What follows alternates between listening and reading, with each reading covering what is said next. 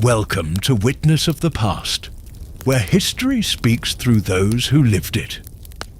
Today, immerse yourself in the fiery chaos of Pompeii's final day, as told by survivor Lucius.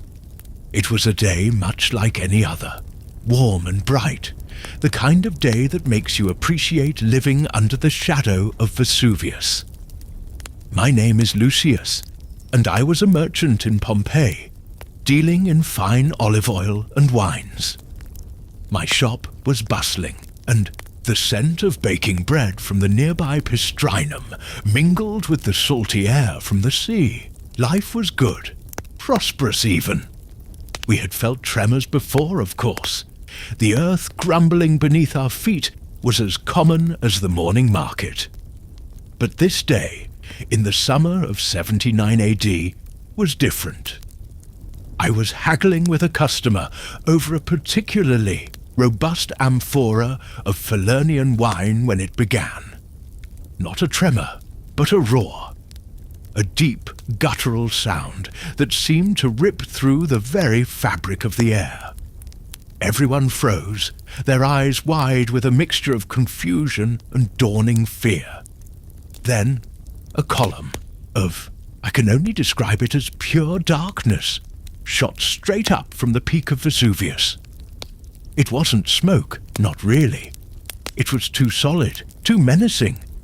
It billowed upwards, spreading out like a monstrous angry pine tree, blotting out the sun. The sky, which minutes before had been a vibrant blue, turned an ominous, sickly yellow.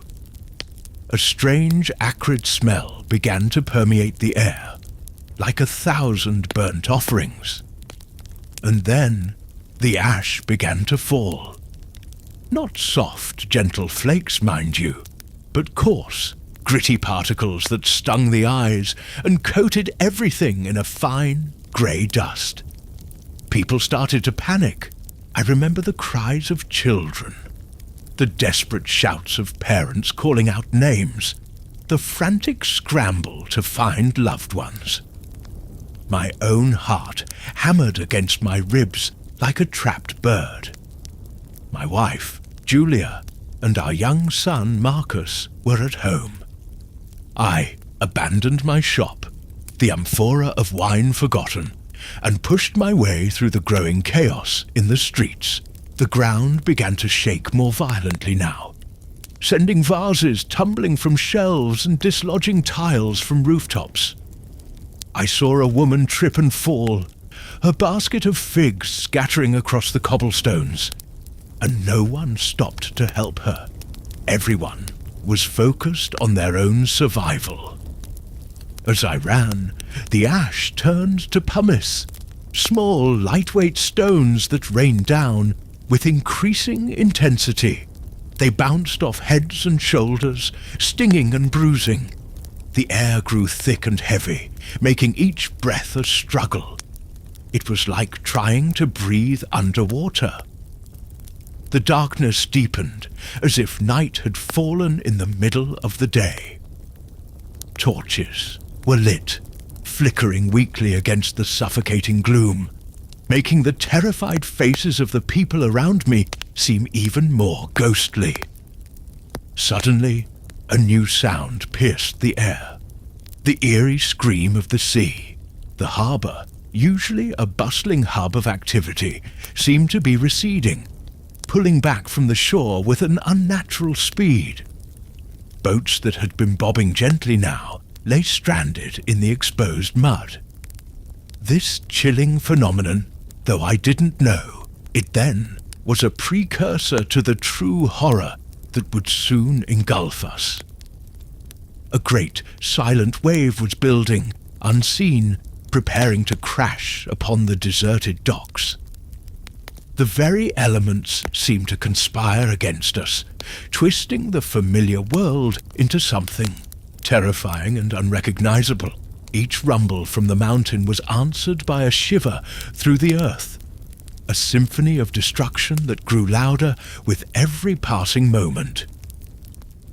The air grew heavy with not just ash, but a foreboding silence that would occasionally be shattered by a more violent explosion from the peak. These weren't mere rumbles. They were percussive blasts that shook the very ground beneath my feet, sending fresh waves of panic through the fleeing crowds. The sky, a canvas of ever-deepening grey, flickered with an unnatural internal glow, like distant lightning within the volcanic cloud itself. I could feel the heat radiating from above, a dry, oppressive warmth that made my skin prickle despite the falling ash. It was as if the mountain was a living, breathing beast, exhaling fire and fury upon us. The sheer scale of it was incomprehensible. Our lives, our city, seemed insignificant against such overwhelming power.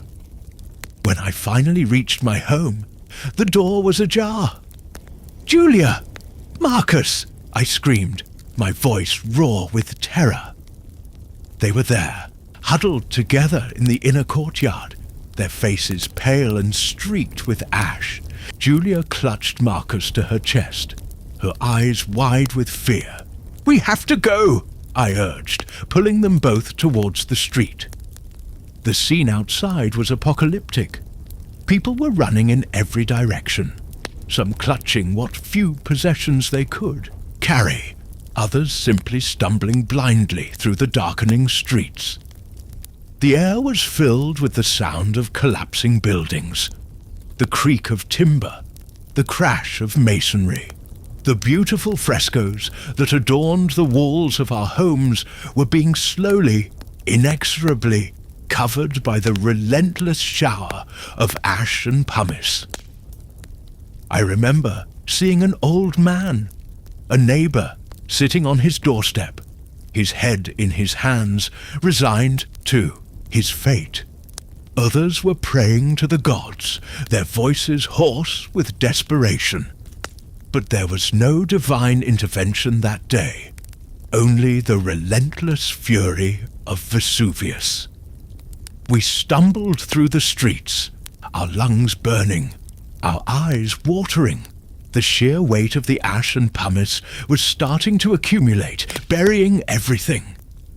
I saw rooftops buckle and collapse under the burden. The air grew hotter, a suffocating heat that made me fear for our very breath.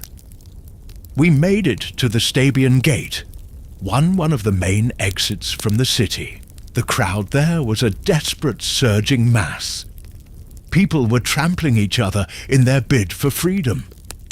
I held the Julia's hand in one of mine, and Marcus's in the other, squeezing them tightly, willing us forward. The sheer exhaustion was overwhelming, but the fear of being buried alive fueled our every step. Looking back, even now, after all these years, the memory is vivid. The choking ash, the suffocating darkness, the cries of the dying, the sheer helplessness in the face of such raw, untamed power. We were just ants scurrying on the earth, and Vesuvius was a god, indifferent to our pleas. We were among the fortunate few who made it out of Pompeii that day. We fled south, eventually finding refuge in a small fishing village. We lost everything, our home, our livelihood, our city. But we had each other, and we carried with us the indelible memory of a day when the world turned to ash, a day when the very earth erupted in a fit of terrifying rage. You who live today, in your comfortable world, with your knowledge and your technology, you cannot truly comprehend the raw, primal terror of such an event. But remember Pompeii. Remember those who perished, and remember the day Vesuvius taught us the true meaning of vulnerability. Every echo from the past holds a story waiting to be heard. If you want to witness more of these powerful moments, like, subscribe, and join our growing community here at Witness of the Past.